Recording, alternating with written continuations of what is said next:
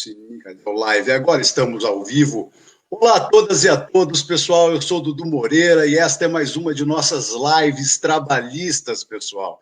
E hoje nós vamos falar, temos dois grandes convidados, na realidade, aqui para tratar sobre a economia brasileira e a subida dos preços em nosso país.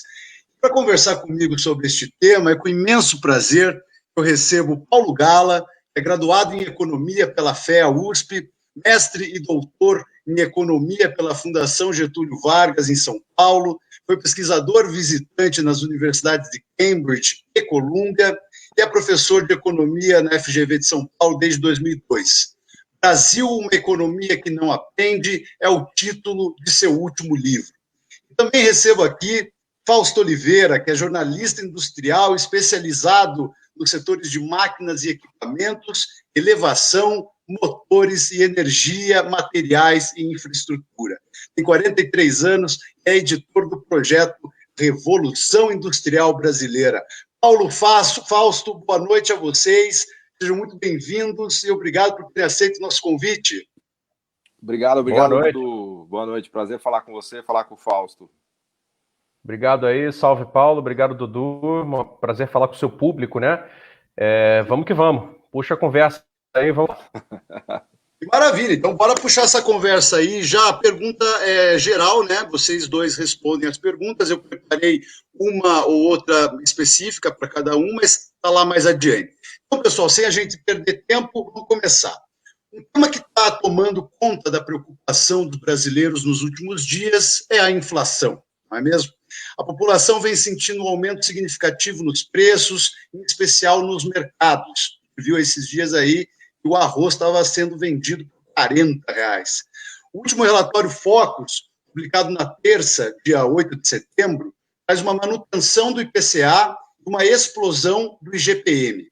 Vocês podem explicar para a gente o que seriam estes dois índices de medição da inflação e como que vocês avaliam a variação nesses indicadores? Bom, começando pelo IPCA ou pelo IPC, são os índices de preço ao consumidor. Então, eles medem o preço de uma cesta de bens que todos os consumidores compram. Tem lá alimentos, transporte, aluguel, produtos médicos, né, farmácia, alimentação fora de casa. Então, é uma cesta composta apenas por produtos que as pessoas consomem, né? Diferente do IGP. O IGP ele é um índice que a Fundação Getúlio Vargas calcula, que mede principalmente os preços de atacado, que os economistas chamam de atacado, que é o café em grão, o minério de ferro, o saco do arroz, a saca do trigo, da soja, os insumos da construção civil, por exemplo, areia, vidro, cimento.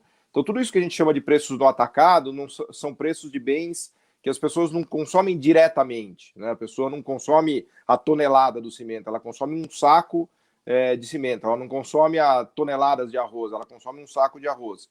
Então, esses produtos finais para consumidor, a gente encontra no supermercado e são medidos pelo IPCA.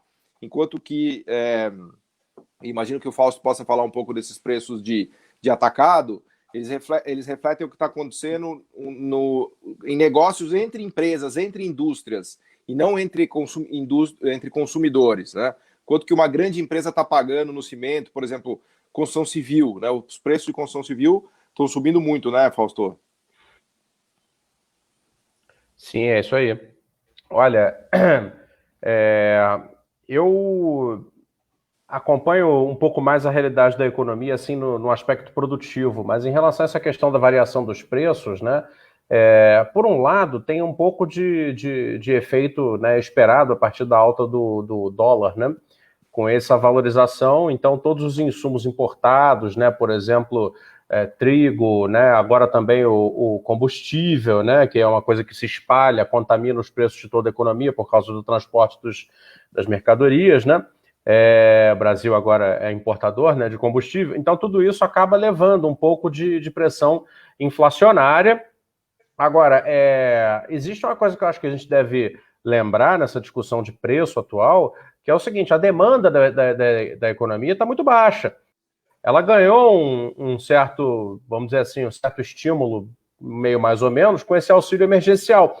o auxílio emergencial, assim, na boa intenção de cobrir a perda de renda por causa do desemprego que ia aumentar muito e aumentou, né, durante a pandemia, ele acabou, para vários setores sociais, incrementando a renda, né? Então isso acabou tendo um impacto meio contraintuitivo, né, na demanda. E quando a demanda aumenta, então você tem, diante de na teoria, né, diante de um nível de produção similar, a demanda aumenta, então os preços tendem a subir.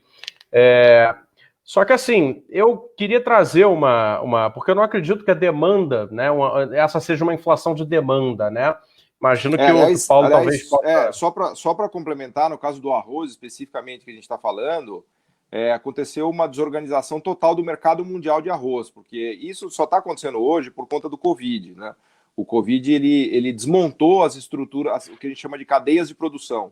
Vou dar um exemplo. Os 2 maiores fornecedores de arroz do mundo para o mercado mundial são a Índia e a Tailândia. O mercado de arroz é um mercado que gira mais ou menos 25 bilhões de dólares por ano, mais de 100 bilhões de reais. Esse é o total de arroz que os países exportam entre si, né? O Brasil ele é um participante pequenininho desse mercado. Ele tem 1,5%, 2%. O que aconteceu lá em maio? A Índia e a Tailândia pararam de exportar arroz por conta do Covid, porque eles direcionaram toda a produção deles para o mercado interno e, enfim, cortaram drasticamente o nível de produção de arroz.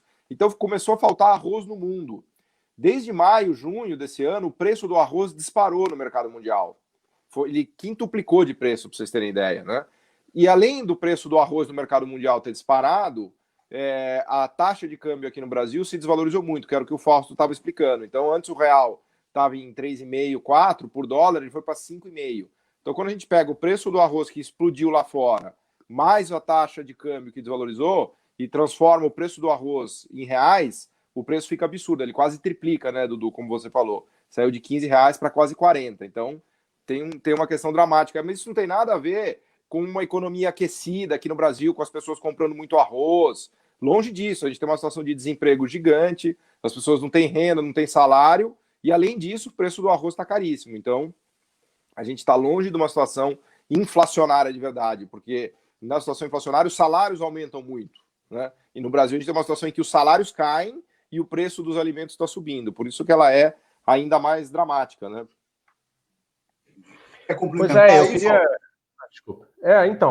Eu só queria trazer uma coisa que eu acho que sempre escapa, né, o debate sobre inflação no Brasil, que desde quando eu e o Paulo éramos aí meninos aí trafegando pelas ruas do Brasil, ele em São Paulo, eu no Rio de Janeiro, a gente conhece, né, um pouco o problema inflacionário, e ao longo da vida fomos aprendendo que ele, na verdade, tem um elemento cultural aí, né? O empresariado brasileiro tem um anticorpo muito violento contra a ocorrência de inflação. Então ele vai lá e faz a chamada indexação, né? Então é uma galera acostumada a subir preço preventivamente, né? Isso é uma coisa que se verifica muito em certos mercados. Esses mercados de atacado, por exemplo, que são, em geral, ou cartelizados ou semi-cartelizados, são muito concentrados, né?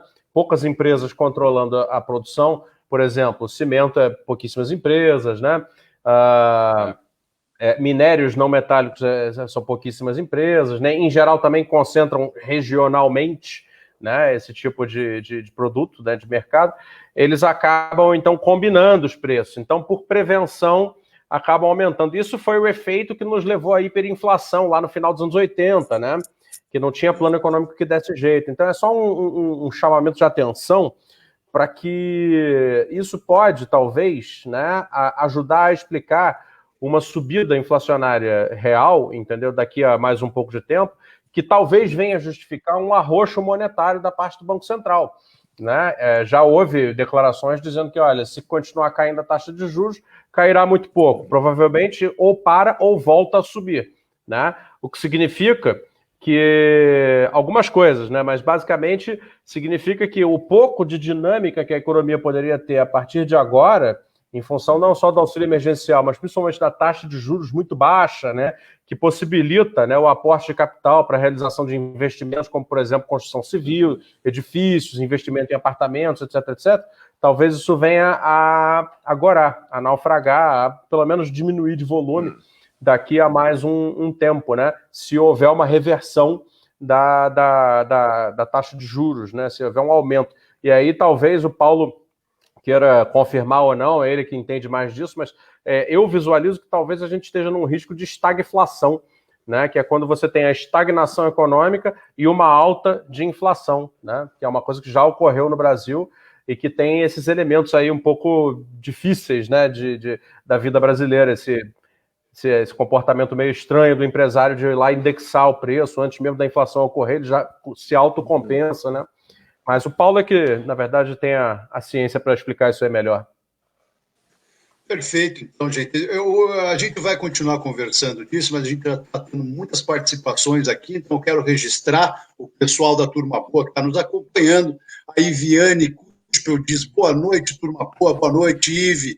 A Claudete, lá de Ponta Grossa, está mandando um abraço aqui, grande Claudete. O Marcos Feltin, boa noite, super interessante o tema da conversa, que legal, Marcos, você gosta. A Ana Paula dizendo também boa noite. A Vana aqui colocou algumas coisas, mas não consigo enxergar o que é. A Ana Paula Reis diz, está um absurdo esses valores, realmente, Ana, é o que a gente está tratando. A Neia diz, o governo está dizendo que é culpa do povo. O povo recebendo 600 está comendo muito bem, está comendo caviar, coitado, né? Carne está comendo. Absurdo esses safados dizerem agora que os alimentos estão subindo por causa do povo. Realmente, né, é um absurdo a gente ver essa justificativa. E o Guiomar Santana, ou a Guiomar Santana, diz isso é uma vergonha para o governo dizer que é culpa do povo. Por fim, aqui o Lucas Miranda diz na escuta, juntos com o Dudu para unir o Brasil que trabalha com o Brasil que produz. É isso aí, Luquinhas, é isso que a gente tenta aí, de acordo com o nosso projeto nacional de desenvolvimento. Mas, pessoal, seguindo essa linha, por mais que o IGPM seja mais sensível, né, às variações, é no mínimo curioso que esse índice, em 4 semanas, suba as expectativas para 2020 em quase 3%, e o IPCA apenas 0,15%, né, se mantendo ainda abaixo da meta. Então, eu sei que a gente já conversou um pouco sobre isso, mas existe algum motivo real para a preocupação com uma eventual volta da inflação? Paulo, se você quiser começar respondendo essa, fica à vontade.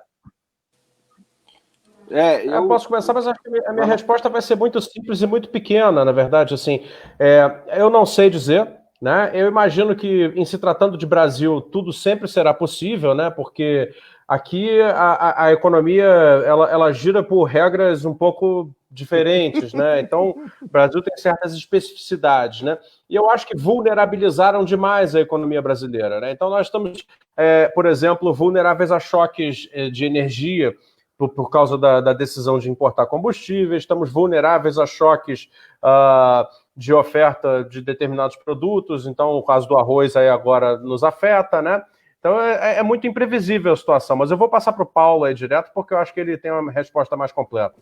Não, e acho que tem uma grande diferença do Brasil de hoje para o Brasil do passado, é que a gente está numa crise monumental, a gente está numa grande depressão brasileira, né? É a primeira vez que a gente vive uma crise com essa proporção, né, com um desemprego gigantesco não só de 14%, que é o desemprego oficial medido, mas quando a gente olha a subemprego, empregos de baixa qualidade, empregos temporários, né? Então, na verdade, o mercado de trabalho brasileiro emprega mais de 50%, que são 50 milhões de pessoas, de maneira muito precária, né? Motoristas de Uber, de aplicativo, entregador de iFood. Então a gente nunca teve um mercado de trabalho tão ruim no Brasil. Ao contrário do que acontecia, por exemplo, na era Lula e Dilma, em que o desemprego estava em 5%, 6%, na mínima histórica, né? Agora a gente tem um desemprego gigante e uma informalidade enorme. Então isso impede aumento do salário. E sem aumento do salário é muito difícil a inflação vingar, porque os preços sobem, mas depois eles caem, porque as pessoas não têm dinheiro para pagar os preços mais altos. Então, no próprio caso do arroz, a minha visão é que daqui 2, 3 meses o preço do arroz vai cair pela metade, porque muita gente vai começar a produzir arroz, inclusive no mercado mundial os países vão voltar a exportar arroz. Eu estava vendo no sul do Brasil, a gente estava há alguns anos aí com plantação de arroz diminuindo, agora certamente vai aumentar, então esse mercado vai acabar equilibrando. Eu sou menos pessimista do que o Fausto em relação à inflação, porque eu sou mais pessimista em relação à atividade econômica e ao emprego. Ou seja, o tamanho da depressão brasileira é tão grande que a inflação não vai conseguir vingar num ambiente desse. Então, eu vejo muito mais o preço dos alimentos subindo e depois caindo, os preços da construção civil subindo e depois caindo. porque o mercado, porque o desemprego vai ancorar para baixo esses preços, né? Inclusive não consigo ver o Banco Central também subindo a taxa de juros com essa situação de recuperação anêmica que a gente tem, né? Então, e eu entendo o drama das pessoas, porque todo mundo está ali ou perdeu o emprego, ou está prestes a perder o emprego, o salário não sobe, tem muita gente que está sendo obrigada a trabalhar, fazer o mesmo que fazer por um salário menor, e ela vai pagar um preço mais caro de alimentos no supermercado, né? Esse é o drama que a gente tem colocado hoje no país, né? Perfeito. Quer complementar mais alguma coisa ou está satisfeito, Fausto? Absolutamente. Aí eu acompanho o relator. Perfeito, pessoal. Pessoal, o brasileiro tem visto muita sessão do Supremo, né, hoje em dia. Pelo amor de Deus, né? Para. Ai, vou ler mais algumas participaçõezinhas aqui. A Neia volta a dizer que o Brasil está quebrado, não tem dinheiro para pagar o auxílio de R$600. Isso alega o presidente. Para se o Brasil não tem dinheiro, como que ele perdoa dívidas de igrejas no valor de R$1 bilhão? Esses governantes são hipócritas, deveriam ser transparentes e não tentar manipular o povo. Eu poderia concordar mais com você, né? A Gislene diz papo de alto nível, só fera. Essa aí é uma grande companheira de São Paulo, do PDT de São Paulo, grande Gi. Pessoal, mudando um pouco de assunto, mas nem tanto assim, o presidente anunciou recentemente, né, que solicitou aos empresários que reduzam a margem de lucro dos alimentos essenciais. Diante disso, quais tipos de reações a gente pode esperar desse setor? Olha, você não pode esperar reação nenhuma. Eu sempre brinco que o leão come carne. Então, no capitalismo, você nunca vai pedir para o leão comer alface, que ele não vai comer. Ele pode até te enganar, falar que ele está comendo uma alfacezinha e tal, mas escondido ele vai lá atrás e vai comer carne, né? Então, se depender da boa vontade do empresário, e veja, não estou fazendo um juízo de valor, tá? A economia, né, no sistema de mercado funciona assim, né? Então, se a gente depender da boa vontade dele para não subir preços, os preços vão continuar subindo. O governo teria que tomar outras medidas que já estão aí no radar. Por exemplo, cortar tarifa é uma medida que pode ajudar agora, cortar tarifa de importação para que a gente possa importar mais arroz mais barato. Ou um grande erro que o governo cometeu, não só esse, mas o Temer também, foi acabar com os estoques reguladores. A gente tinha, da era Lula-Dilma ainda, a gente tinha estoques reguladores de vários alimentos que são essenciais, né? Então, por exemplo, o arroz, a gente carregava não sei quantas toneladas, o governo tinha um estoque para que, se de repente explodisse o preço e faltasse oferta, ele pegava do estoque regulador dele e punha no mercado e o preço caía. O problema é que o Temer e o governo atual deixou zerar praticamente esse estoque regulador. Então, por aí não daria para fazer nada. Mas, para já, acho que o governo poderia fazer é cortar a tarifa. Mas não adianta pedir para o empresário não subir preço que ele não vai obedecer. Me parece que é um pedido um tanto quanto inútil, na realidade, né? Porque mostra uma falta de compreensão sobre o nosso próprio sistema aí, né? O que você acha disso, Fausto? Ah, sim, sem dúvida. E é muito curioso, Dudu, porque a solicitação para que o empresariado, né, faça um controle da sua margem de lucro, né, voluntariamente, é muito distoante daquela retórica, né, que o governo vendeu para se eleger e vendeu no primeiro ano de mandato, né, que é uma retórica da liberdade de mercados, né? Então fica uma coisa super estranha, quer dizer, a gente está vivendo uma semana, hoje é quarta-feira, né, estamos numa semana em que, para mim já foi muito cansativa essa semana, porque eu me envolvi numa polêmica tremenda, só porque na noite da segunda-feira a Vera Magalhães, no Roda Viva, veio dizer que o Bolsonaro era desenvolvimentista, né? Então, no meu site, já pedi coluna para as pessoas, nas redes sociais, eu estou empreendendo nesses 2 dias, desde ontem de manhã, uma batalha terrível, entendeu? Para tentar colocar os pingos nos is, né? E dizer que, cara, porque né, vocês estão viajando, estão deseducando as pessoas, né? E, é claro, né, defenestrando uma corrente de pensamento que é muito mais do que, entendeu? Você intervir em mercados, por exemplo, né? Ter projetos de desenvolvimento não é intervir em mercados. Você talvez tenha que intervir em mercados para ter um projeto de desenvolvimento, mas ele não se reduz a isso, né? E aí acontece uma fala como essa, em que o governo adota uma política de intervencionismo das mais rasteiras, das mais pedestres, tentando solicitar pela via da bondade, não sei, porque, bom, o passo seguinte é, como o Paulo falou, eles não vão obedecer, né, vão manter as suas margens, evidentemente. O passo seguinte, então, é o quê? Baixar uma tabela, como no tempo da Tsunami, do Sarney, né? Os fiscais do Sarney, né? Né? Porque é o quê? É isso? É a proposta? Então, bom, então não estamos num governo ultraliberal, mas também não estamos num governo desenvolvimentista. Estamos no quê? Estamos no nada, né? Essa situação está levando a gente a uma conclusão de que isso aí é um grande nada, que é um argumento que muita gente tem a respeito do governo. Agora, enquanto isso, logicamente, eu não vou, né, passar pano, né? Tem uma agenda ultraliberal correndo, sim, espero que a gente possa abordá-la, né, aqui, que é a da reprimarização absurda, né, da economia brasileira. E o desmonte da indústria, né? E o desmonte da indústria. Né? Exatamente, a indústria está na proa disso, né? Através da permissão e até do incentivo à desnacionalização das empresas, à perda da capacidade produtiva, né? Que eu acho que, na minha opinião, são os acontecimentos mais dramáticos, né, da economia brasileira no atual momento, não por eles serem mais sentidos agora, eles não são sentidos, praticamente não se fala disso. Porém, eles têm os efeitos de mais longo prazo, né? E por isso eu acho que esses são os acontecimentos mais graves, eles são sim de ordem ultraliberal, né? É o que a gente vem chamando aqui, eu e o Paulo, nessa divulgação do nosso curso, a gente vem batizando de autoimperialismo brasileiro, né? E que está sendo praticado aí, entendeu? Então esse sim é um grande problema. Todo o resto são as nossas contingências, né? Como você gosta de, com certeza, deve repetir muito nas redes sociais, pão é trigo, trigo é dólar, né? A retórica da contingência. Nós vivemos sempre de contingências e, claro, que quem vive na contingência é afetado por problemas de momento. Agora, qualquer temos coisa, problemas de longo prazo aí, né? Muito frágil, né? A gente tem uma situação de fragilidade econômica gigantesca, né? E aí, qualquer alta de preço de arroz é dramática, né? O Fausto falou que a gente podia tratar sobre essa questão da primarização também. Vamos tratar já, então, não vamos tratar depois, não. E eu queria, então, aproveitar aí uma questão mais de improviso, que já que está tendo essa discussão, né? E, porra, os caras se dizem ultraliberal, mas tem uma ou outra política pública que tem gente dizendo que é desenvolvimentista, mas a gente já está rebatendo, dizendo que não tem. O que a gente entende é que falta um projeto, né? Não tinha projeto nenhum, então, na hora do falatório, qualquer coisa vale, quando você vai, na prática, executar, realmente ela mostra que é uma política muito frágil. Então, a pergunta que eu tenho para vocês é: há como rotular a política macroeconômica desse governo como ultraliberal realmente, ou não tem como?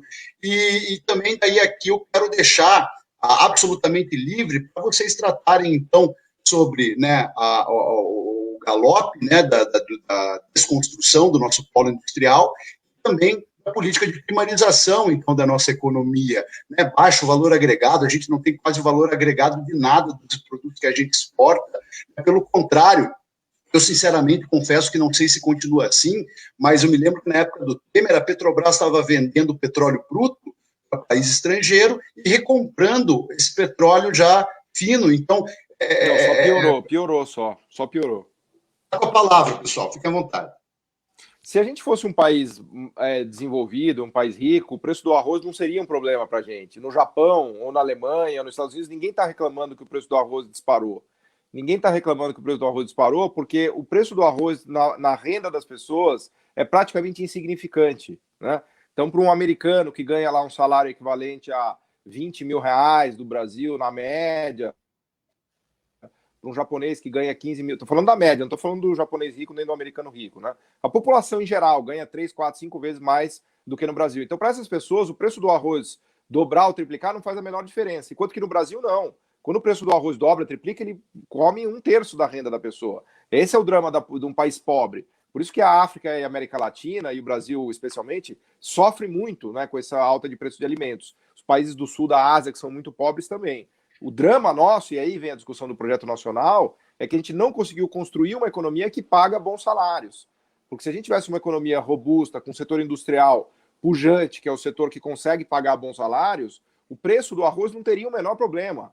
Porque se a pessoa ganha um salário alto, o preço do arroz é insignificante. Mas na medida em que ela ganha um salário muito baixo, perto ali praticamente de um nível de subsistência, qualquer alta de alimentos é devastadora, né? Então, esse ponto que o Fausto tem falado que a gente precisa reforçar, acho que a gente precisa debater. Claro, a gente tem que explicar a coisa do preço do arroz que a gente está fazendo aqui, tomar medidas e tudo mais. Só que a gente não pode deixar o arroz tirar a nossa atenção, porque o grande problema é por que o Brasil não consegue pagar um salário alto para a pessoa não ficar tão dependente do preço do arroz, né? Essa é a grande questão, né? E que se a gente não tiver um sistema industrial poderoso, né, que produza coisas sofisticadas, com conteúdo tecnológico, que é o que o Fausto fala muito bem no site dele, Revolução Industrial Brasileira, e que a gente conversa lá no meu canal, no canal dele, se a gente não criar uma economia capaz de produzir coisas sofisticadas e pagar bons salários, a gente nunca vai sair desse nível das contingências, né? A contingência afeta quem é frágil, quem não é frágil não tem contingência, né? Então a discussão que a gente deveria fazer é o que o Brasil poderia e deveria, né, especialmente o governo, fazer para tocar um projeto nacional. E é evidente que esse governo não tem um projeto nacional. Ele não tem nem projeto, nem é nacional, vamos dizer assim, né? Porque quando a gente olha o que ele tem feito com os órgãos públicos, BNDES, Petrobras, ou compras de governo, que é um negócio fundamental, né? Todos os governos do mundo usam as compras de governo para estimular a indústria doméstica. E o Fausto pode falar melhor do que eu sobre isso. O governo brasileiro chegou ao cúmulo de querer aderir a um tratado em que ele dá preferência para estrangeiros fornecerem as coisas que o governo brasileiro compra. Assim, é um cúmulo do absurdo isso, né, Fausto? Pois é. Eu acho que tudo isso nos leva exatamente à pergunta que o Dudu colocou a respeito de como rotular. Veja bem, eles devem estar numa crise de identidade muito profunda nesse momento, exatamente pelo fato de que foram pegos, né, também foram pegos pela enorme fragilidade, né, e vulnerabilidade da economia brasileira. A economia brasileira não suporta esse tipo de ideário, né, que eles vieram colocar, pelo simples fato de que ela é tão vulnerável e está numa espiral de primarização tão avançada, né, que uma contingência forçou todos eles a tomar medidas que são contrárias àquilo que eles próprios dizem defender, né? Defendem ali no plano teórico, né? Então você vê, o próprio governo mais liberal, ou dito liberal, que nós tivemos em toda a nossa história, não consegue fazer jus à própria fama, dada a tamanha fragilidade, né, e vulnerabilidade às contingências de momento da economia brasileira. E por que ela é assim? Bem, é exatamente o que diz o Paulo. Nós somos assim, nós somos esse fracasso momentâneo, né? Eu digo momentâneo porque eu acredito que nós podemos deixar de ser um fracasso, né? Mas nós somos esse fracasso momentâneo porque desde o final dos anos 70, nós estamos deixando fazer erodir, né? Deixando fazer virar poeira a nossa capacidade de produzir coisas, né? E bens, mercadorias, serviços, qualquer tipo de produção, entendeu? De maior valor, né? Nós nos tornamos uma economia de dois polos. Um polo é absolutamente rico, né? Não vou falar porque o Paulo, né, faz parte dele. Mercado financeiro, Condado da Faria Lima, mercado financeiro, Itaim, Paulista. E o outro polo frequentemente, constantemente sendo rebaixado numa condição de viver com pouco, né? O comércio brasileiro, né, o comércio de rua brasileiro, para não ficar só no papo abstrato da indústria, etc., o comércio de rua brasileiro, ele perde importância. As lojas precisam contratar por menores salários o tempo todo. Você faz uma cantadinha com elas de que vai ter uma reforma trabalhista para precarizar ainda mais o vendedor, até uma lojinha de sapato aqui da Praça da Sé, ela topa, porque ela não quer saber qualquer coisa que ela possa tirar de margem para melhorar esse mês, para poder viver o próximo, ela aceita. Então é nessa economia de ciclo curtíssimo, né, que nós fomos jogados por 40 anos de desperdício de capacidade, de perda de capacidade. Então, estou tentando dar uma visão assim, um pouco mais histórica para mostrar o buraco em que nós nos metemos. As razões desse buraco são várias, né? Então, basicamente, uma enorme decisão macroeconômica nos anos 90, mas também um choque chinês e uma abertura comercial mal feita, ciclos de juros sempre muito elevados, né? E tudo sempre muito valorizados. Que no final culminou na destruição da nossa indústria, né? A destruição da nossa indústria simboliza tudo isso, né? Exato, era onde eu ia chegar. E no final das contas, quer dizer, nós chegamos a um momento em que aquele setor econômico que tem a melhor capacidade de apresentar recuperação, de dar musculatura à economia de um país, né, como o nosso, de renda média, né, ele foi ceifado, ele está em processo de fatiamento, em processo de perda, né, de densidade, né, que é a indústria no sentido amplo. Né? Todos os setores industriais, né? Todas as regiões industriais, todos os polos, né? E mesmo dentro das empresas que ainda subsistem, você encontra um processo de fragmentação. O produto é menos da empresa e mais, na verdade, uma pensa montagem... no ABC Paulista. O ABC Paulista é um belo exemplo disso. A região de São Caetano, essa região está sendo dizimada. São Bernardo está sendo dizimada. Assim, né? Você vê, e com isso né? E com isso você vai perdendo, né, obviamente, a massa salarial, como disse o Paulo, você vai perdendo a possibilidade de gerar melhores empregos em maior quantidade, né? E parte do longo prazo desse processo nós já estamos vivendo agora. Né? O que era longo prazo há 20 anos atrás já está acontecendo. Não à toa, né? O mercado de trabalho brasileiro hoje é a informalidade que é. Né? Então, isso tudo é para mostrar que a desindustrialização, esse processo complicado que a gente tenta tratar nas nossas intervenções públicas e tal, diz respeito à vida de pessoas. Por quê? Porque quanto mais desindustrializado estiver o Brasil, né, mais informal será o mercado de trabalho, mais as pessoas vão depender de, né, vender agora o bolo de pote no almoço para poder jantar um arroz com feijão, né? Mais as lojas vão precisar comprimir salário de trabalhador, contratar menos. Mais a construção civil precisará contratar operários por regimes alternativos, etc, etc. E, portanto, tudo isso traz muita insegurança à economia como um todo, né? Insegurança, inclusive, para a saúde laboral, porque você acha que as empresas vão investir muito em equipamentos de segurança, esse tipo de coisa, numa situação como essa? Não vão, não vão. Então, cara, é isso. Nós estamos numa espiral, né, uma espiral descendente, né, cujo centro motor é a desindustrialização do Brasil, né, e para reverter isso precisaríamos realmente de uma outra decisão governamental, né, porque política industrial, políticas de desenvolvimento em geral, não se fazem pelo espontaneísmo de mercado, né, não adianta esperar que as empresas sozinhas façam isso, né? Isso é produto de uma decisão, né, daquele único ente que pode decidir isso em nome de uma sociedade, que é o poder público, o Estado, né? Então está aparecendo aí o nome do meu site, eu convido todos a verem, porque tem algumas histórias muito interessantes publicadas lá, o site é novo, mas já tem algum material... Tem histórias boas lá, por incrível que pareça, tem histórias de otimismo. Até tem mesmo. É verdade.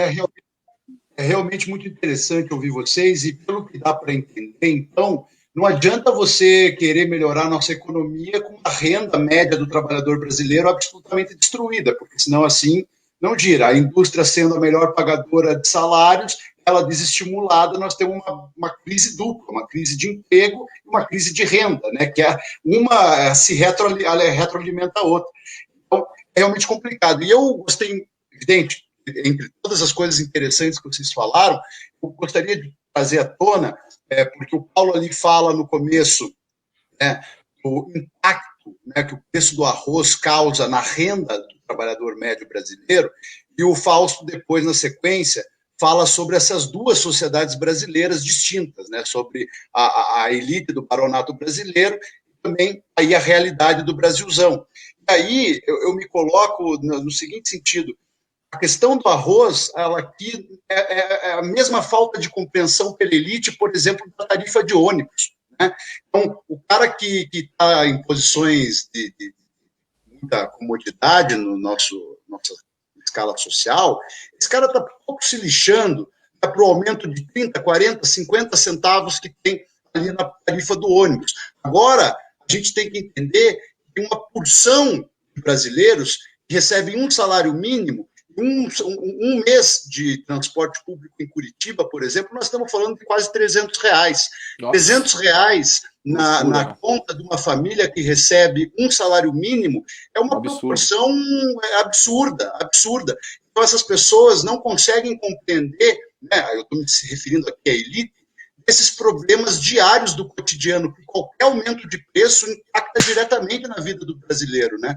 Então, gostei muito do que vocês citaram isso também, pessoal. Mas, ó, eu estou aqui recebendo um bocado de perguntas, sugestões para a gente fazer, e uma delas eu gostei muito, aqui eu vou até fazer. O Lucas Miranda me manda aqui no WhatsApp, dizendo assim, ó, o Fausto falou que seria legal falar sobre a onda de privatizações e desnacionalização. Então, vai uma sugestão.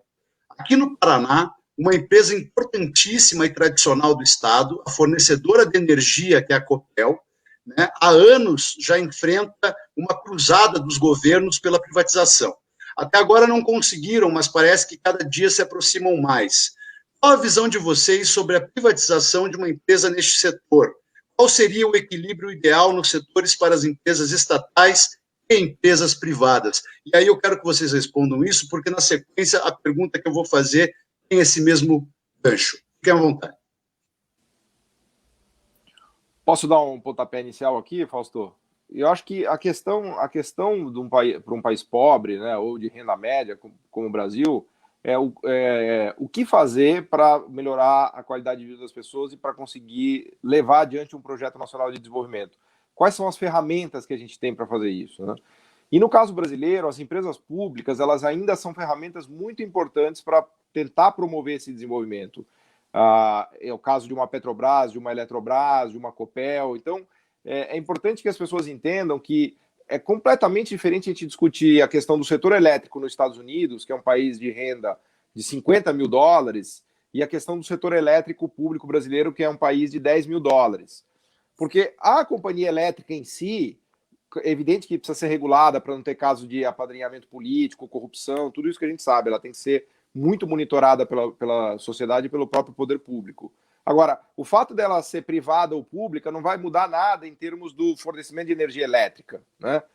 É possível ter empresas estatais muito bem administradas e muito eficientes. A gente tem milhares de exemplos no mundo, né? Por exemplo, a companhia aérea mais premiada do mundo, que é a companhia aérea de Singapura, é uma companhia estatal. A companhia aérea do Emirados Árabes é uma companhia estatal. As chinesas têm companhias estatais fantásticas. Então, por que eu estou dizendo tudo isso daí? Porque a estatal ela pode fazer um excelente serviço de prestação de serviço e ela pode ser usada para ajudar no desenvolvimento econômico, né? Então, ela pode fazer compras públicas. No caso dos estados, né, que já estão sem ferramentas para fazer políticas de desenvolvimento, as empresas públicas podem ser muito importantes para ajudar a direcionar a compra, desenvolvimento de indústrias, contratação de fornecedores locais, né? A Petrobras fez muito isso na cadeia do óleo e gás, né? E ela ajudou a desenvolver uma indústria bastante interessante no Brasil, que produz peças e equipamentos, né? Acho que o Fausto pode dar melhores exemplos do que eu, mas certamente a Copel, que é uma potência, poderia ser utilizada pelo governo para fazer esse tipo de desenvolvimento, né? Ou seja, se preocupar, como foi no passado já, o Brasil tinha essa cabeça, né? Usar as empresas públicas para ajudarem no desenvolvimento econômico do país, e não simplesmente privatizar para que ela seja mais eficiente. Bem, pode ser que privatizando ela seja um pouquinho mais eficiente até, só que não vai resolver nada do ponto de vista do desenvolvimento econômico que a gente precisa, né? A empresa pública, ela dá margem de manobra para o Estado promover políticas de estímulo e de fomento, né, Fausto? Totalmente, totalmente. Assim, eu assino embaixo tudo que o Paulo comentou. Agregar aqui um ponto que seria o seguinte, assim, no caso a Copel é uma distribuidora, né? Ela é dessas companhias já localizadas geograficamente, né, dentro do estado do Paraná, responsável por receber a energia do sistema, né, do sistema nacional, né, e distribuir, né, para os municípios paranaenses, né? E eu acho isso uma atividade de monopólio natural, né, que não cabe, né, você argumentar com defesa de concorrência, né, para baixar de preço e tal, e justamente para poder atender o direito que todos têm a receber eletricidade, eu acho sim necessário que, sob escrutínio da fiscalização, sob regulamentação legal que pode ser discutida, modernizada, etc., que ela continue sendo uma companhia do Estado do Paraná, porque sendo assim ela é uma companhia do povo do Paraná, né? Se a administração dela é boa ou se não é boa, cabe aos paranaenses julgar, né, e interferir, porque enquanto a companhia for estadual, né, os paranaenses terão direito de continuar dizendo a ela, bom, acho que você deve ir para cá ou para lá, porque o serviço não está bom, ou se o serviço estiver bom, ir lá e dizer, o serviço está legal, Eu não sei se todos os municípios paranaenses recebem energia com a intensidade, com a frequência, né, que deveriam receber. É um direito de todos, né? Então, acredito primeiramente que, bom, eu sou contra, obviamente sou contra a privatização do sistema Eletrobras, né, de todo o sistema elétrico brasileiro. É um tema de alta sensibilidade, que diz respeito às potencialidades de desenvolvimento futuro, mas diz respeito principalmente às condições de vida, né, atuais, né? É necessário que todos tenham energia elétrica para realizar as atividades do dia a dia e manter uma vida de qualidade. Para terminar, gostaria de dizer o seguinte, aqui, eu e o Paulo vivemos na cidade mais rica do Brasil, São Paulo. Ora, aqui a distribuição de eletricidade, né, local, não no estado inteiro, né, porque aqui é fracionado, mas no município de São Paulo e alguns municípios vizinhos, talvez, foi concedida a uma empresa italiana, que se chama Enel. Falta luz todo dia. Todo dia falta luz. Presta um péssimo serviço e, recentemente, durante a pandemia, protagonizou um baita de um vexame, porque por causa de uma decisão operacional muito confusa, que eu não saberia explicar exatamente qual foi, mas tem a ver com a medição do consumo, acabou aplicando um tarifaço nas pessoas e formaram-se filas absurdas nas sedes da Enel, né, empresa privada, italiana, multinacional, etc, etc, filas absurdas, as pessoas se aglomerando no meio do Covid, entendeu? Para reclamar porque sei lá, de uma conta de R$80 por mês, R$90 por mês, de repente passaram a receber contas de R$500, R$600. Percebe? Tudo por uma mudança no método de cálculo, devido ao fato de que eles não podiam, acho que não podiam mandar os caras fazerem a leitura manual. Ou seja, então é bom relativizar um pouco isso aí, entendeu? Porque a ideia básica, né? Existe essa ideia básica, né? Muito, né, propalada por aí, de que o capital privado sempre será mais eficiente do que o agente público na gestão de determinados serviços, ela não encontra eco na realidade. Então, né, nem tanto ao mar, nem tanto à terra, eu não quero passar aqui por uma pessoa também que é contra o capital privado, de maneira nenhuma, ou que defende o fim da economia de mercado, de maneira nenhuma. Mas eu realmente acho que para esses setores sensíveis é preciso muita regulação e uma participação muito ativa, assim, do poder público. Então, assim, Copel paranaense. E não privatizada. Eu quero fazer só um comentário agora, e daí eu já vou linkar a próxima pergunta, e daí vocês vão entender onde eu quero chegar. Bom, na pergunta aqui, eu falei que a Copel em si está sendo em tentativas de privatização. Contudo, essa é a principal. A Copel tem algumas subsidiárias, entre elas a Copel Telecom. A Copel Telecom levou 100% de fibra ótica para todos os municípios paranaenses, todos os municípios paranaenses. E aqui, na minha casa mesmo, eu já tive Vivo, eu já tive Claro, eu já tive NET, o serviço é complicado, né? A gente está sendo gravado aqui, então não dá para dizer o que a gente realmente acha, mas basicamente o serviço é ruim, a tarifa é cara, né? E aqui em casa só foi resolver quando nós colocamos a Copel. A Copel, além de prestar, então, um baita serviço e ser reconhecida nacionalmente, até internacionalmente, como uma boa prestadora de serviços, a Copel Telecom é também superavitária. No passado, teve quase 2 bilhões de lucro. Tá? E por que eu estou falando da Copel Telecom? Porque a Copel Telecom, por ser subsidiária, para qualquer iniciativa de privatização, não precisa da anuência do Poder Legislativo. Tá? Então, ela está sendo, já passou pelo Conselho Gestor, já teve aprovada a privatização, então agora nós estamos numa luta, né, inclusive fora do timing correto, eu diria, a gente já devia ter começado essa luta lá atrás, pela manutenção da Copel Telecom como empresa pública, né, porque ela é uma empresa de economia mista, mas a parte pública dela é muito importante para o desenvolvimento. Dito isso, eu vou para a pergunta, aí vocês vão entender onde que eu quero chegar. A pergunta é para o Fausto também, eu cito o Paulo aqui, é porque começa na ementa do curso dele, mas basicamente é para vocês dois.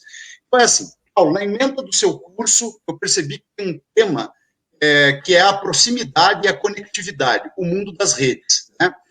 As tendências de futuro apontam que nos próximos 10 anos, cerca de 50% dos postos de trabalho que a gente conhece hoje deixarão de ser ocupados por pessoas que serão substituídas por máquinas. Nesse futuro iminente de mudanças no mercado de trabalho, desponta como alternativa as plataformas de economia compartilhada. É evidente que a gente vai precisar encontrar o equilíbrio entre o que fica com cada um dos atores do processo, mas parece que o futuro é esse realmente, né? Logo, o acesso à rede, portanto, a inclusão digital, ela se torna importantíssima, ela se torna basicamente matéria-prima dos empregos desse futuro próximo. Então, eu venho propondo a universalização do acesso à rede, né? O poder público precisa pensar em maneiras de prevenir o povo das mudanças vindouras. Então, qual é a importância de um grande programa de inclusão digital? Como fazer isso num contexto em que a maioria do setor é dominado por empresas privadas? Concluo a pergunta, mas aqui para vocês entenderem o porquê de eu ter falado da Copel Telecom. Então, perceba que esse nosso projeto de universalização do acesso à rede, visando prevenir o povo de Curitiba uma potencial eventual crise de transição de um modelo macroeconômico para o outro, porque necessariamente nós teremos que mudar o nosso modelo macroeconômico. Eu não sei para qual modelo vai, mas tenho certeza que é preciso mudar, né? Porque, inclusive, o próprio mercado de trabalho não vai se sustentar no futuro como ele é hoje. Então, a Copel Telecom, sendo uma empresa pública, ela toparia uma iniciativa dessa.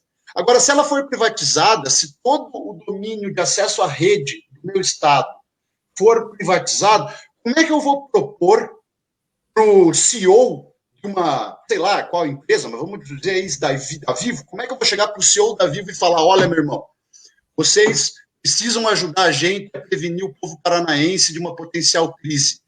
Bora aí universalizar o acesso à rede, vamos colocar a internet em todas as ruas da cidade, vamos partir para uma outra fase do processo, pensando em levar dispositivos de acesso, não adianta só ter o ponto da rua, mas precisa também de dispositivo. Agora, percebe que se for privatizada a Copel Telecom, eu não consigo nem iniciar esse processo, né? Então, a pergunta está feita, eu já fiz o comentário aqui que eu queria fazer, então, está na mão de vocês para fazer a análise. Essa coisa que você falou é maravilhosa, da universalização do acesso digital. A gente pode pensar, inclusive, as redes digitais de fibras como uma espécie de ferrovias do futuro, né? Pensa o que seria dos Estados Unidos, ou o que seria da China, ou o que seria da Europa sem o sistema de ferrovias no século XIX, né, até no século XX. A mesma coisa agora. Quem não tiver redes e fibras conectando e dando acesso para todo mundo à rede, como é que a gente está fazendo agora? A gente tem acesso à rede aqui, cada um na sua casa, tem um bom acesso, e a gente está fazendo essa conversa. Então, essa é a infraestrutura do futuro, né? Só que a infraestrutura, em geral, ela é produzida pelo Estado, ela não é produzida pela iniciativa privada. É evidente que se você privatizar a Copel Telecom, alguma empresa de mercado vai comprar, vai achar maravilhoso, e ela dá um baita lucro, ela já está redondinha, é um monopólio natural, é o que o Fausto falou. Se você privatizar essa empresa, o que vai acontecer? Vai acontecer nada. Eles vão ficar lá lucrando 2 bi, 3 bi de reais todo ano, vão achar lindo, um monopólio natural, fantástico, e eles não terão nenhum objetivo de melhoria pública, porque, de novo, não quero fazer julgamento aqui. A empresa privada, ela tem um objetivo muito claro, ter lucro, acabou. Agora, a empresa pública, ela tem outros objetivos, levar o desenvolvimento econômico, promover o acesso digital de todo mundo. Isso é um objetivo público, não é um objetivo privado. Então, não está como a gente diz aqui, não está no job description de uma empresa privada levar acesso à rede a todos os paranaenses, né? O que está no job description dela é ter lucro. É claro que muitas coisas ela pode, ao ter lucro, é o que a gente chama de vícios privados, benefícios públicos, ela pode gerar, né? Mas isso é meio que uma consequência, não é o objeto de trabalho de verdade. Então a empresa pública não, a empresa pública ela tem, obviamente, esse objetivo de melhorar a condição de vida das pessoas, né? Por isso que a gente defende a importância das empresas públicas, quando bem monitoradas, reguladas, etc, etc. A mesma coisa se aplica para o saneamento, Fausto. Eu até queria te ouvir nisso. Agora tem essa coisa do marco do saneamento. O que vai acontecer com esses marcos que o governo está fazendo? Os 50 municípios mais ricos do Brasil terão uma rede de saneamento perfeita, esgoto, tudo maravilhoso, vai dar um lucro gigante. E os outros 5.500 municípios que sobraram não vão ter nada, porque não é lucrativo fazer rede de saneamento e esgoto em município pobre. Assim como não é lucrativo levar a fibra ótica para a última cidadezinha do Paraná, que está lá na fronteira do fim do mundo. Então aí você tem um problema da lógica privada e da lógica pública, né? Muitas vezes o que dá lucro não é o que desenvolve o país, né? Manda ver, Fausto. Perfeito, perfeito. Olha, eu vou fazer aqui uma referência a um caso que eu recebi, uma informação, faz questão de umas semanas, e estava aí na labuta de botar o site da Revolução Industrial Brasileira para rodar, então incluí isso ali dentro do primeiro portfólio de notícias, né, que eu publiquei no site. E diz respeito exatamente a telecomunicações, se refere a uma empresa privada brasileira que, acho até que é do Paraná, se eu não me engano, chamada FibraSem, né, que é uma fabricante brasileira de pequenos equipamentos e acessórios para o mercado de telecom, ok? Então tem aquelas caixas de distribuição de sinal, né, isoladores, transdutores de sinal, esse tipo de coisa, cabo, né? Evidentemente, né, que ela não está fazendo a nata da tecnologia da telecom, mas ela faz aquele segundo nível de equipamentos e acessórios necessário muito na quantidade para fazer as instalações. Repare, se, né, nós tivermos uma privatização generalizada, digamos, de todas as iniciativas, como a da Copel Telecom no Paraná, né, evidentemente, né, a cotação de preço que uma concessionária privada vai fazer para fazer a compra e a indução de crescimento, né, no setor de fabricantes de acessórios e elementos para instalação de telecom, fará por menor preço, para aumento de margem. A função dela é ter lucro. Enquanto que uma Copel Telecom, ela pode ser usada, não sei se eu gostaria que fosse, mas ela pode ser usada como empresa pública ou sociedade de economia mista, como um instrumento, né, de realização de cadeias produtivas, né? Então, por exemplo, se você tem a FibraSem instalada no Paraná, é uma empresa paranaense, privada, por que a Copel Telecom não trabalha com ela? Eu acho até que talvez deva trabalhar, né, para levar, né, em condições ao mesmo tempo baratas o suficiente, né, através do seu orçamento público-privado, a internet ao último municípiozinho do Paraná e estimulando, né, simultaneamente, o crescimento da empresa FibraSem aqui do próprio estado do Paraná, onde você vive, né? Essa é a lógica público-privada que deveria prevalecer na indução do desenvolvimento das empresas privadas. Desculpa te interromper, se vocês me permitirem, assim, isso é exatamente o que se faz hoje na Europa, nos Estados Unidos. Você pegar, por exemplo, uma economista maravilhosa, que é a Mariana Mazzucato, que está na fronteira de discussão econômica, ela trabalha exatamente com essa ideia que o Fausto está falando, que a gente pode chamar de missões, né? Ou mission oriented, né? Então, por exemplo, isso que o Dudu está falando é um negócio muito legal. Vamos fazer um projeto em que toda residência no Paraná vai ter que ter acesso a uma rede digital. Isso é uma missão do Estado do Paraná, do governo do Paraná. E ele pode se associar às empresas locais, contratar elas para fazer essa missão.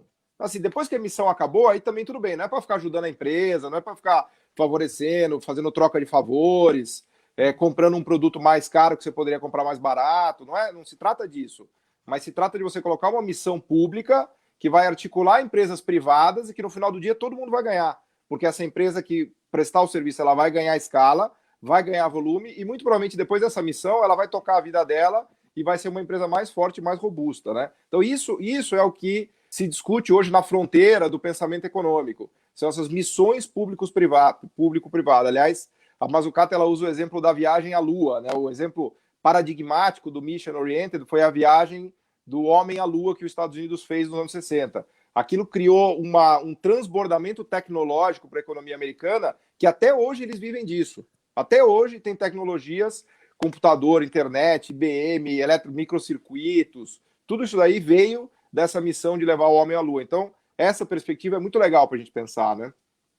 Pois é a mesma coisa com o saneamento, como o Paulo me provocou a falar. Quer dizer, se houvesse da parte do Estado brasileiro, em termos nacionais, né, uma missão de universalizar o saneamento a partir de uma série de iniciativas que poderiam compor, né, um mosaico de projetos, né, que necessariamente teriam que ter lógica pública, não necessariamente por atores públicos somente, mas uma lógica pública, né?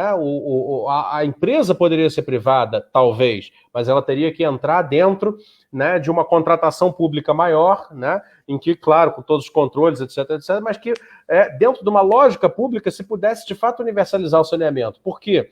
Né, tal como está colocado a partir de agora, né, vai ficar uma lógica exclusivamente de mercado, uma lógica privada, onde né? Na melhor das hipóteses, haverá certos consorciamentos de municípios para, já que você é um município de alta renda per capita e eu estou do lado, sou de menos renda per capita, vamos fazer um projeto conjunto, tentar vender para a empresa X e, de repente, ela joga umas manilhas para cá, né?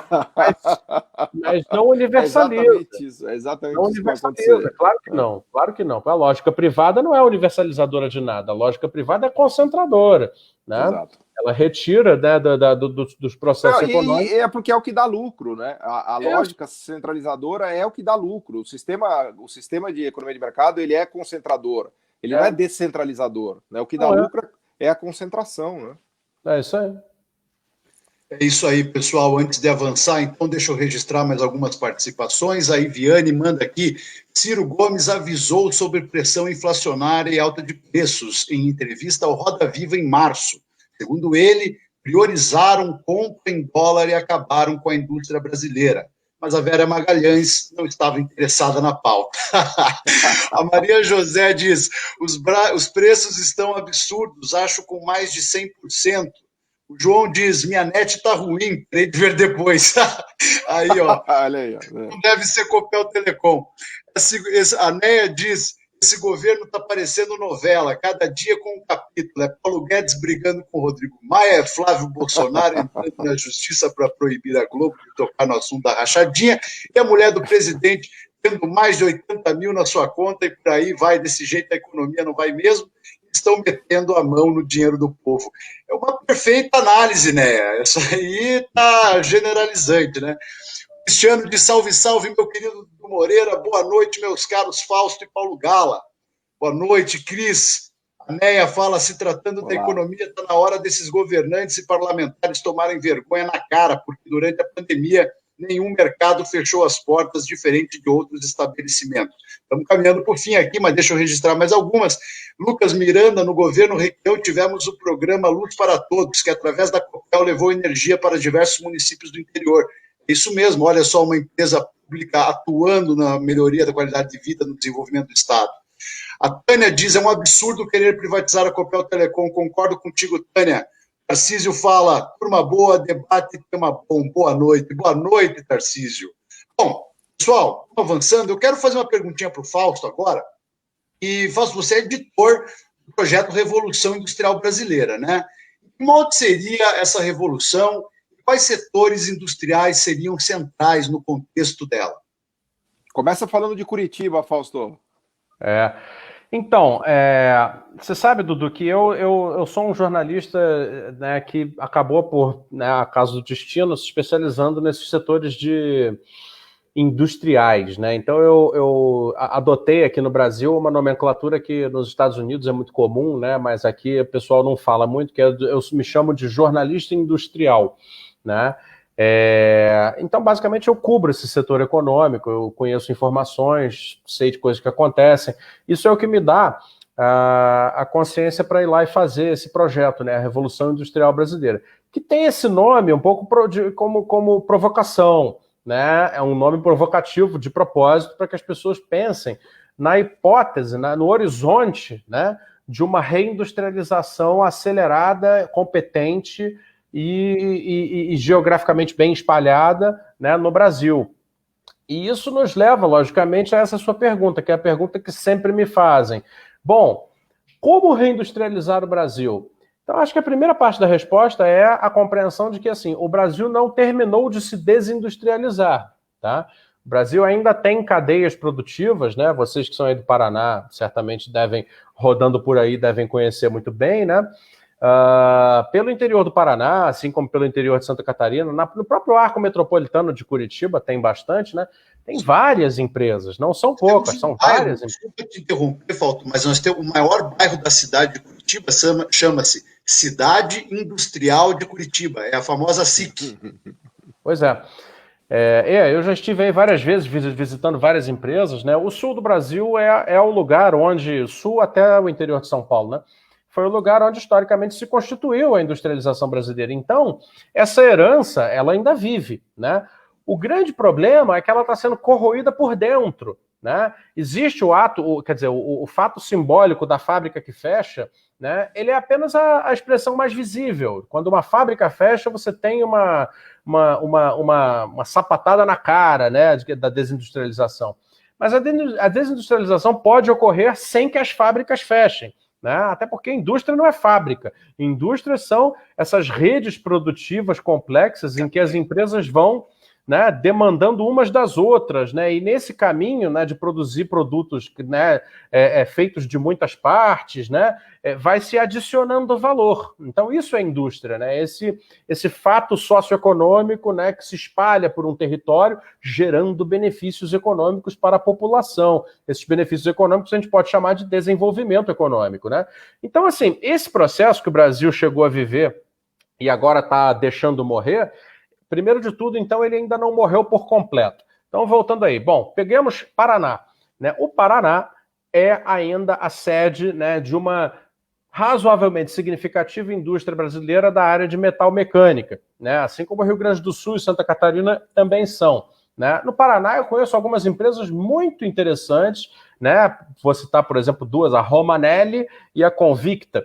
São empresas, né, que eu já tive a oportunidade de visitar, conheço pessoas lá dentro, são empresas onde se desenvolvem tecnologias, né?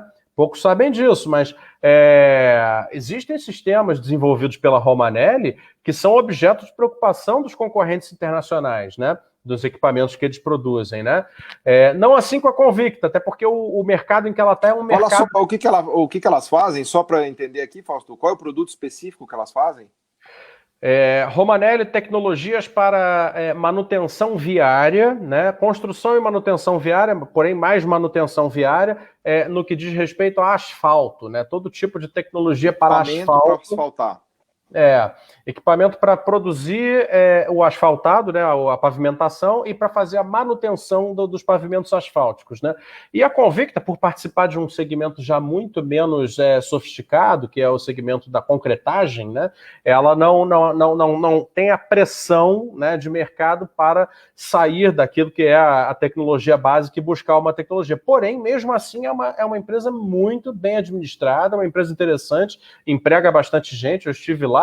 É uma das poucas empresas da região latino-americana inteira que fabrica o que ela fabrica, que é superavitária, só para vocês terem uma ideia. É exportadora, tá? Então é uma empresa que deve ser cuidada, é uma empresa que deveria ser estimulada, né, para se tornar algo além do que uma simples produtora de centrais de concreto e betoneiras. Se você pensar em grandes setores, assim, só porque eu não queria perder a oportunidade aqui de estar com você, para você elencar de maneira esquemática, assim, do tipo agroindustrial, metal mecânica no sul do país, complexo da saúde, quais são os 5 assim, que você elencaria? Vou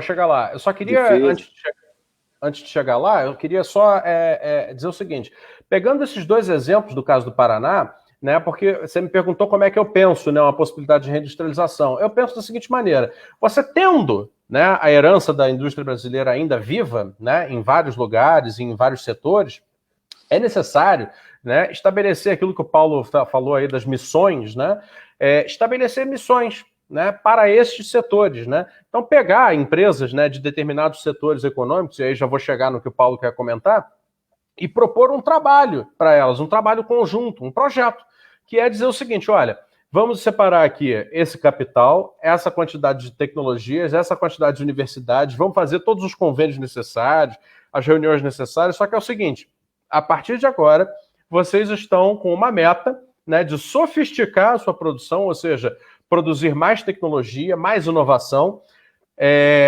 botar isso no produto, ok? Se possível, conseguir diversificar as linhas de produto, né, para atingir mais mercados e entrar no mercado internacional da melhor maneira possível. E aí você tem que ter a participação do poder público para, né, tirar essas empresas da economia de ciclo curto, do vende agora para poder produzir amanhã, que é onde elas estão atualmente, né, e colocar no ciclo longo, né, do pensamento estratégico, né, de levar elas a serem, né, empresas realmente significativas, né, e através dos instrumentos da grande caixa de ferramentas de ação público-privada que nós temos que desenvolver como qualquer país desenvolve. Então, assim, terminando a resposta, vamos lá.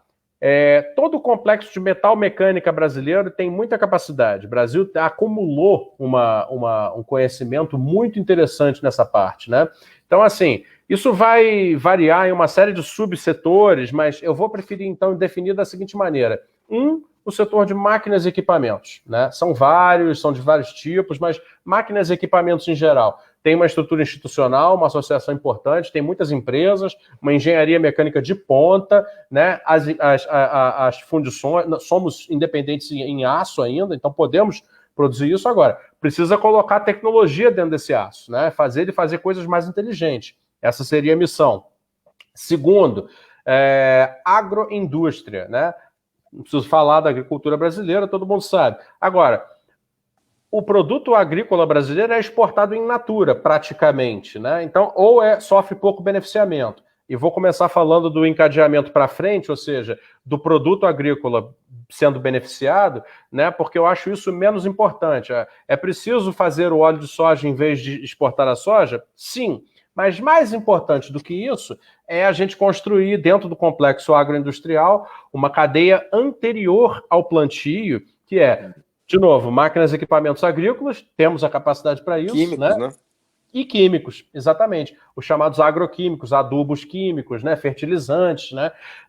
Tem toda uma potencialidade com a questão da biodiversidade brasileira de fazer isso de maneira muito sustentável através de bioquímica, né? Então aí já tem toda uma fileira de missões muito grande, muito longa para se abordar pelos próximos anos. Terceiro, defesa. Né? Pouca gente sabe, mas a estrutura militar brasileira sempre foi muito produtiva, né? Ela tem uma história de produção de tecnologias, tanto dentro dos seus próprios institutos, né? E as empresas que teve, né? Como também em parceria com empresas privadas, né? Que foram feitas ao longo das décadas, né? Aí a Embraer. Como? A Embraer é o caso clássico, né? A Embraer é o melhor dos casos, né? Mas a gente poderia citar aqui também a Engesa, né? Poderia citar a Vibraz, por exemplo, também é uma senhora empresa. Ou seja, o ecossistema, tá, da produção de tecnologia e produto, né, para a defesa, que inclui armamento, mas não só, tá? Então é uma variada gama de produtos, todos muito complexos, né, que envolvem inclusive telecomunicação satelital, né, telemetrias, controles remotos, etc. Né? Então existe todo um potencial aí que está sendo, inclusive a notícia está lá no site da Revolução Industrial Brasileira, alienado a passos larguíssimos, né? Através de um processo muito estranho que vem acontecendo de desnacionalização. Recomendo quem quiser saber disso ir lá no site da Revolução Industrial Brasileira. Outra coisa, equipamentos elétricos, outro setor em que o Brasil acumulou com uma quantidade de conhecimento muito significativa na parte de equipamentos elétricos. O que eu chamo de equipamentos elétricos? Né? Motores, turbinas eólicas, inversores de frequência, painéis solares, equipamentos para transmissão e muitas outras coisas, né? O que acontece é que o setor elétrico ele era dado como uma commodity, né? Um setor de importância plana, né? Que nunca mais ia crescer no mundo, até o aquecimento global forçar a eletrificação de tudo, né? Então, carro e vai embora, né? Exatamente, né? Já temos a questão dos ônibus que a gente trata no curso, né? E várias outras coisas vão ser eletrificadas, né? No futuro. E a própria geração de energia elétrica está sendo modificada, né? Existem muitas pesquisas, empresas, eu cubro isso lá no site também, né? Está sendo alterado para modelos mais autônomos, mais sustentáveis, etc. Ou seja, e o Brasil, tendo esse enorme potencial, né, acumulado em empresas como WEG, Hércules Motores, etc., né, precisaria dar esse passo de participar desse mega mercado potencial que está aí surgindo nas barbas de todos, né? Então, mais um ponto. Para terminar, gostaria de terminar com a cadeia do petróleo e gás, mas quando se fala de cadeia de petróleo e gás, que o Brasil não vai deixar de ter, né, ali o pré-sal, etc., em geral se fala da indústria naval, né, das máquinas de perfuração, né, dos submarinas, das sondas. Sondas, pois ocorre que, embora existam frações desse capítulo do petróleo e gás que sejam de alta complexidade, a maioria não é, tá? Então deve ser dito isso. O que tem de complexidade deveria ser muito estimulado, e a Lava Jato jogou um papel terrível nisso, né, na cadeia do petróleo e gás, chama-se petroquímica, né, que é a transformação do insumo básico, né, que é o petróleo extraído, em produto de alto valor. Então aí tem não só os combustíveis, como também as resinas, os plásticos, né? Esses produtos, né, que são derivados de petróleo, o próprio asfalto é um derivado de petróleo, e tantos outros, betume, né, areias betuminosas, e por aí vai. Né?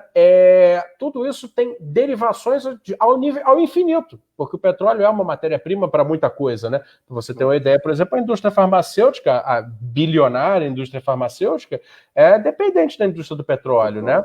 Como se chama isso? O princípio ativo, né? Que é também chamado de... enfim, eu esqueci o nome agora. Mas tem lá um nome técnico bacana sobre isso. O princípio ativo, em geral, ele é um derivado de petróleo sintetizado de uma certa maneira no laboratório. Então, assim, se você pegar todos esses caminhos potenciais e estabelece missões para cada um deles, né? Conectando empresas privadas, BNDES e demais agentes públicos, tipo universidades, né? E as universidades e os centros de pesquisa, você desenha um projeto de país, tá? Esse projeto de país teve e sempre terá condições de andar para frente, de produzir realmente a prosperidade para o Brasil. Agora, é questão de decisão. Precisa ser feito, precisa alguém tomar essa decisão, ir lá e fazer isso. Perfeito, Fausto. Adorei a tua explanação. Eu queria, inclusive, pedir para você, Ali, joga a pergunta do Sandro Camargo na tela, porque eu acho que o Paulo consegue responder ela. Ela não é uma pergunta propriamente muito complexa, mas ela me parece ser bem importante para demarcar um território. Então, Paulo, fica à vontade para responder. A presença maciça de multinacionais industriais no Brasil é, por si só, sinal de industrialização e desenvolvimento nacional? Sim e não. Sim e não, porque a multinacional era o primeiro passo para melhorar a qualidade de vida das pessoas em países mais pobres, né? Porque, em geral, as pessoas saem de um emprego ruim, de uma roça de subsistência, de um serviço simples, vai trabalhar numa multinacional e aí a vida dela melhora um pouco.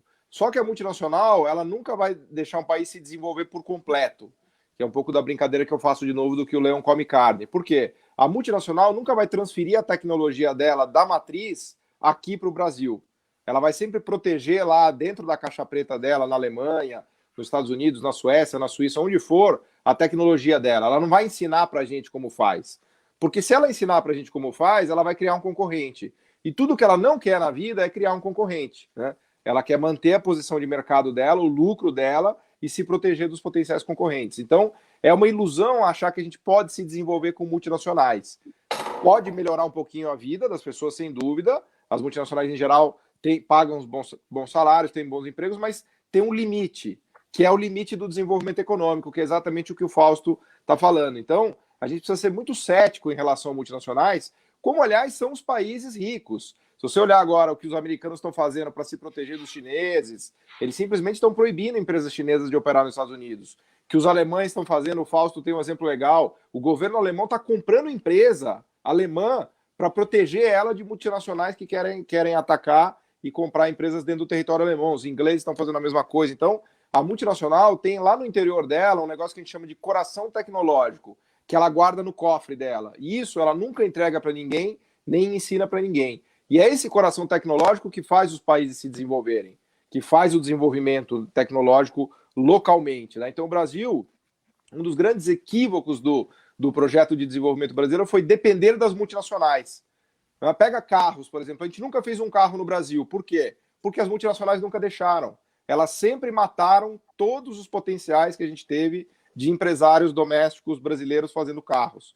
E elas não fizeram isso porque elas são malvadas. De novo, eu não estou julgando as multinacionais. Eu estou só mostrando para vocês a vida como ela é. Nelson Rodrigues, né? A empresa, ela está no mercado para competir, para ganhar. Ela não está lá para brincar, né? Se tem um concorrente, o que ela vai fazer? Ela vai tentar matar o cara, é óbvio, né? Vai comprar, vai subsumir, vai fazer dumping, vai fazer o que for. É o que a gente trata lá no nosso curso, Crônicas da Guerra Industrial, né, Fausto? É uma guerra industrial. Então, é o que a gente costuma brincar as pessoas que acham que a economia é como se fosse um amigo secreto, que cada um leva o seu presentinho, ganha o seu presentinho. Não, longe disso. A economia ela está muito mais para uma guerra do que para um jogo entre amigos, né?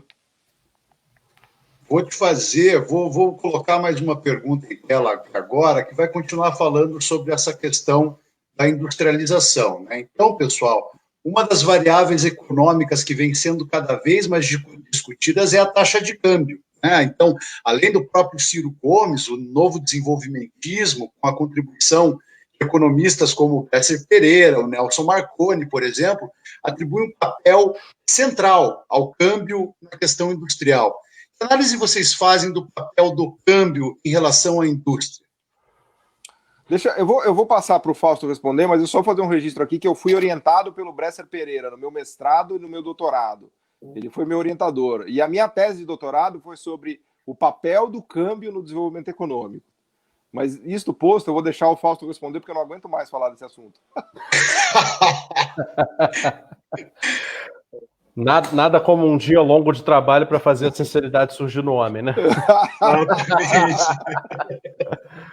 Olha, eu queria começar pela pergunta anterior, se você me permite, pelo seguinte, porque, cara, essa questão aí que agora foi para a tela aí é uma questão que me aflige no meu dia a dia, né? Quer dizer, eu no meu trabalho lido com as multinacionais assim, muito proximamente, né? Eu frequento as multinacionais, eu conheço gente dentro das multinacionais, tenho amigos e mais amigos dentro das multinacionais. Então, assim, na verdade, você vive dentro das multinacionais, na verdade. Infelizmente, eu realmente conheço bem esse problema do que elas são, né? E isso eu digo que é um problema pelo seguinte, porque é muito difícil a gente trazer, esse é talvez o argumento mais difícil, a parte do argumento mais difícil do trabalho que eu e o Paulo fazemos hoje, talvez seja esse, né? O ponto mais difícil. Por quê? Porque você não tem ideia de como as pessoas que trabalham nas multinacionais se sentem gratas às multinacionais, né? Isso é problemático.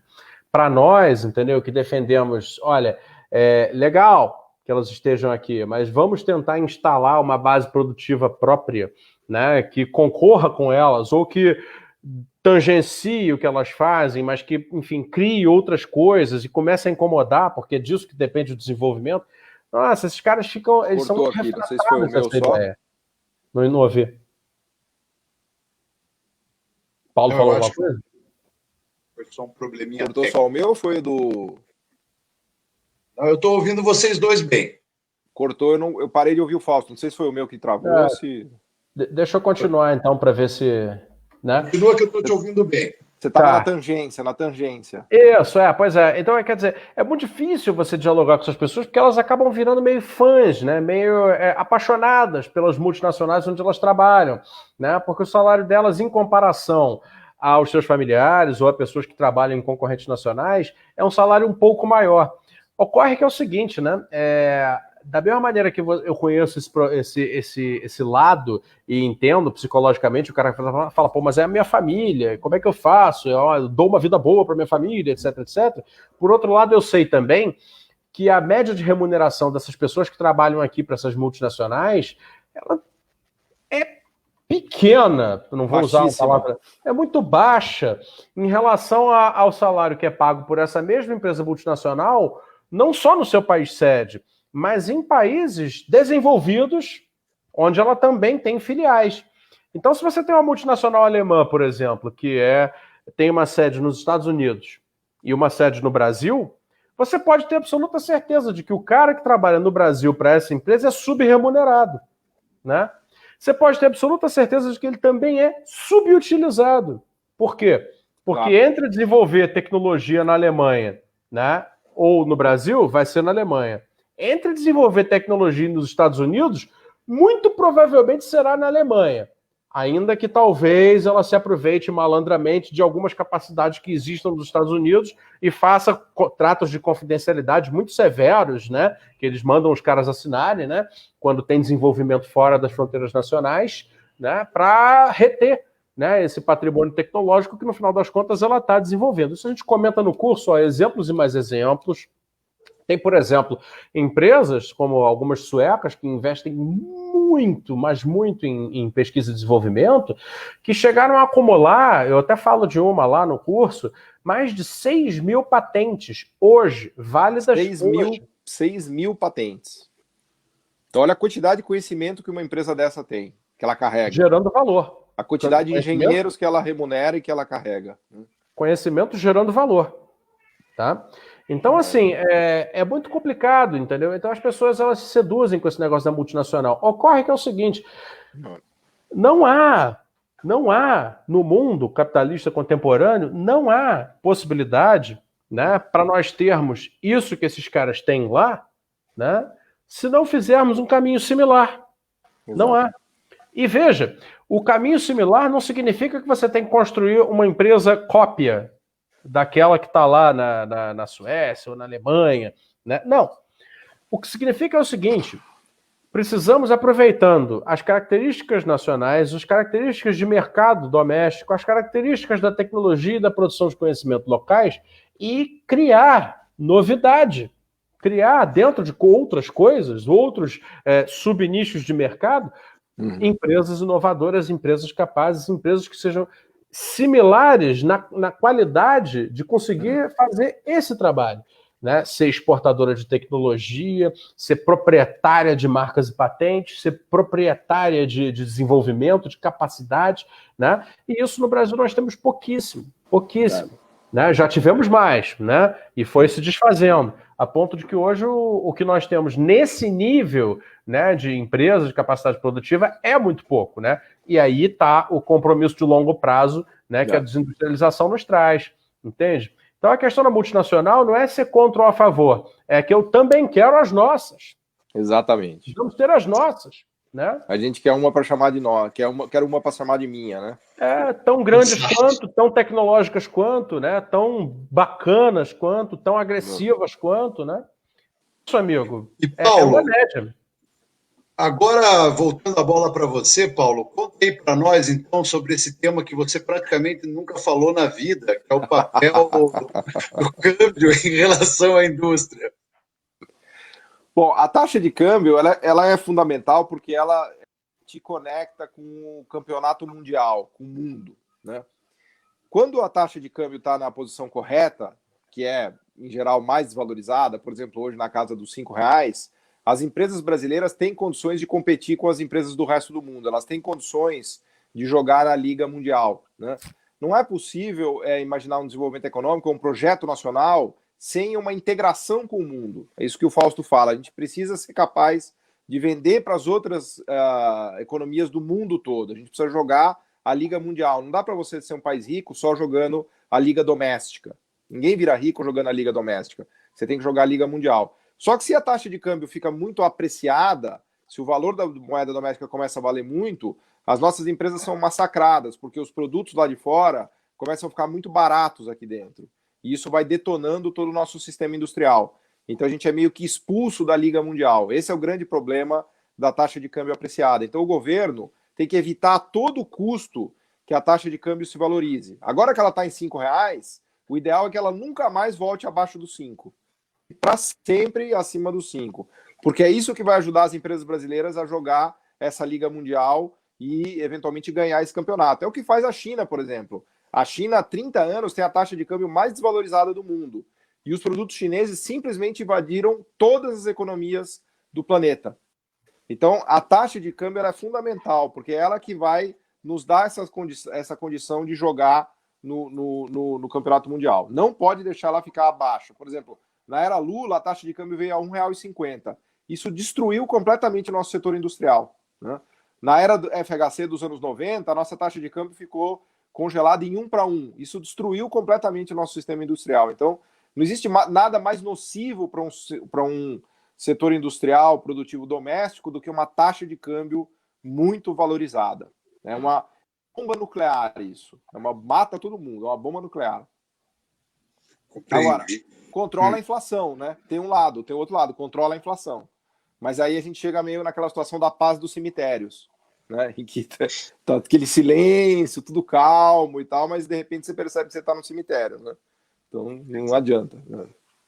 Pessoal, antes de passar então para a nossa última pergunta, eu vou registrar algumas novas participações aqui. A Bruna Monteiro diz boa noite. Boa noite, Bruna. O Gabriel Fernandes Bonfim diz a Amazon está fazendo um dumping muito pesado para entrar no multimercado aqui. Ainda, ele falou uma coisa agora, mas de repente saiu aqui da tela. Enfim, essas eram as nossas duas últimas participações. Mas já partindo para a última questão, então, povo, é assim, ó, ironicamente, foi num governo com um ministro dito, né, do ultraliberal, que a taxa Selic foi reduzida e a taxa de câmbio desvalorizada. Tudo aquilo que pegam os desenvolvimentistas e que abominam os liberais, né? Então, essas mudanças no câmbio e nos juros podem abrir um cenário favorável ao desenvolvimento industrial e a consequente geração de empregos qualificados? Olha, eu vou te responder que o pior é que pode. O pior é que sim, a gente chegou nessa situação por uma via horrível, a pior possível, porque os juros vieram a 2%, porque a economia brasileira está semi-morta, né, uma situação de depressão econômica, e a taxa de câmbio se desvalorizou a mais de R$5, porque há uma descrença total em relação ao Brasil no resto do mundo. O Brasil é o país mais ridículo do mundo, na visão do mundo, né, desse governo, do que ele tem feito e tudo mais, né? Acabou produzindo uma taxa de câmbio muito desvalorizada e uma taxa de juros muito baixa. E agora eu quero passar a palavra para o Fausto, mas eu já tenho sentido, eu já tenho visto no dia a dia empresas industriais brasileiras reagindo, aumentando a produção por conta desse câmbio muito desvalorizado. O setor imobiliário começando a andar de novo. Eu estava conversando com um amigo, por exemplo, betoneiras. Demora 4 meses para você conseguir uma betoneira para construir um prédio. Há um aquecimento importante do setor de construção civil e coisas que se devem a esse juro muito baixo e a esse câmbio desvalorizado. Pela via mais torta que você possa imaginar, né? E esse governo não tem nada desenvolvimentista, como a gente estava falando, porque ele é antinacionalista e anti-indústria, né? Ele quer comprar armas dos Estados Unidos, ele quer passar o acordo de compras governamentais para os Estados Unidos, ele não pode ser mais anti-indústria e antinacional. Que o câmbio e os juros pode ajudar ele, né, Fausto? Eu acho que assim, tudo, no que diz respeito a fatores macroeconômicos, né, sem dúvida, né, seríamos absolutamente incoerentes de dar uma resposta diferente agora. Agora, eu quero pontuar o seguinte, que existe uma microeconomia da indústria, né, e ela está absolutamente desatendida. Né? Ela seria, né, realizada caso houvesse políticas industriais, né, políticas setoriais dedicadas à sofisticação, melhoramento e transformação mesmo dos setores, né, produtivos. Então, basicamente, o que eu considero é que o efeito do preço macroeconômico, que é juro baixo e câmbio competitivo, vamos chamar assim, né, no setor produtivo brasileiro, vai gerar um efeito de crescimento, não tenha dúvida, já estamos vendo isso. O Paulo falou aí da betoneira. Hoje eu peguei o dado de janeiro a agosto, foram emplacadas 492 betoneiras no Brasil. Então, peraí, só um segundo. Eu nem sabia, betoneira tem que ser emplacada, é isso? Todo implemento rodoviário precisa ter um emplacamento próprio. Né? Me manda esse dado. Vamos escrever amanhã um post no blog disso aí, que é interessante. Fala o dado de novo, eu te interrompi. Olha aí a live do Moreira gerando até artigos, hein? No site. Coisa boa, pessoal. Feito aqui, ó. Feito agora. Acabamos de conseguir. Quantas betoneiras, falou? 492 de janeiro a agosto. Só para então explicar, já que a gente detalhou, a betoneira é o quê? Um implemento rodoviário. O que é um implemento rodoviário? Um implemento rodoviário é alguma coisa que se implementa sobre um caminhão. Né? Você tem o caminhão, é aquela cabine com o motor embaixo, naturalmente, né? O trem rodante e o chassi. E aquele chassi comprido atrás, né? Que vai acoplar alguma coisa ali. Pode ser simplesmente uma caçamba, né? Um caminhão caçamba, pode ser uma caçamba basculante. Tem vários tipos, caminhão-tanque para levar combustível, caminhão-pipa, caixa compactadora de lixo, aquele que todo mundo vê nas cidades. E tem o de transporte de concreto, que é a betoneira, né? O implemento de betoneira. Todo implemento rodoviário precisa ser emplacado, né? Ele precisa ter uma identificação de trânsito. Então dá para saber direitinho quantos foram. Quanto foi o ano passado? Você tem o dado do ano passado inteiro? Do ano passado inteiro não tem, mas eu hoje mesmo soube que a comparação interanual de janeiro a agosto, no que diz respeito ao implemento de betoneira, tem crescimento de 70,8%. Então tá fácil. Entendeu? Aí. Então se foram 600, o ano passado não chegou a 400. 492, né, de janeiro a agosto desse ano, você põe aí que foi 200. 190, por aí, assim. Porque é legal esse gráfico, a gente puxar o dado da betoneira dos últimos 6 anos, vai dar uma ideia boa disso. A betoneira é um baita indicador de um indicador, né? Exatamente. Concreto, né? Concreto ou cimento? Concreto, não, concreto. Tá, eu sou ignorante. Para mim, concreto e cimento, a diferença é que um você põe pedra, o outro não. É isso mesmo? Cimento é a matéria-prima do concreto. O cimento é a matéria-prima do concreto, né? O concreto é uma composição de cimento, água, areia e pedra, né? E aditivos químicos, né? Boa, era mais ou menos isso que eu lembrava. Então, assim, no que diz respeito aos preços macroeconômicos, é claro que vai haver o crescimento, mas duas coisas. O crescimento possível, né? Porque vai bater no limite da capacidade ociosa, e aí a gente vai ter que pagar para saber se a demanda vai continuar crescendo ou bastante para aumentar, né, a capacidade, que aí seria investimento produtivo para fazer a formação bruta de capital fixo, né, que é a ampliação de capacidade das fábricas, né? Então tem esse problema, não sabemos se vai chegar a esse ponto, porque todas as fábricas estavam com capacidade ociosa muito, muito elevada, né? Então elas estão perdendo capacidade ociosa, estão reativando linhas de produção. Por enquanto, isso é tudo que está acontecendo como reflexo de juros e câmbio. Muito mais juros do que câmbio, porque nós não somos mais exportadores industriais significativos. Agora, tem um outro problema que é o seguinte, que é o que eu sempre trago, o problema do longo prazo.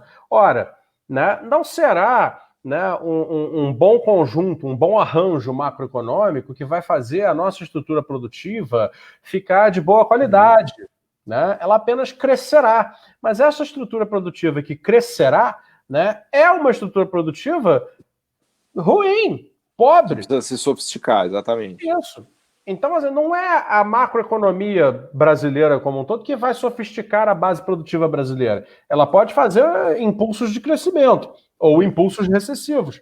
Mas isso aí está no manual, é óbvio, né? E agora, ironicamente, como vocês notaram, está sendo feito um impulso, né, de crescimento a partir de um governo que teria, né, segundo o manual, impulsos recessivos. Coisas da vida, meu chapa, acontece. Agora, uma coisa eu tenho clareza, né? Não virá desse governo a microeconomia industrial necessária para qualificar a base produtiva. E isso depende de um projeto, né? Então, eu não tenho muita ilusão com relação a esse processo. Para mim, ele é só um desafogo, né, de uma economia que está vivendo no ciclo ultra curto. É só isso. Né? Agora, é óbvio, o número trimestral, o número semestral, talvez até o número anual de certos segmentos, tudo mais, vai vir muito legal? Vai. Agora, isso não significa que o Brasil mudou, agora estamos no caminho da prosperidade.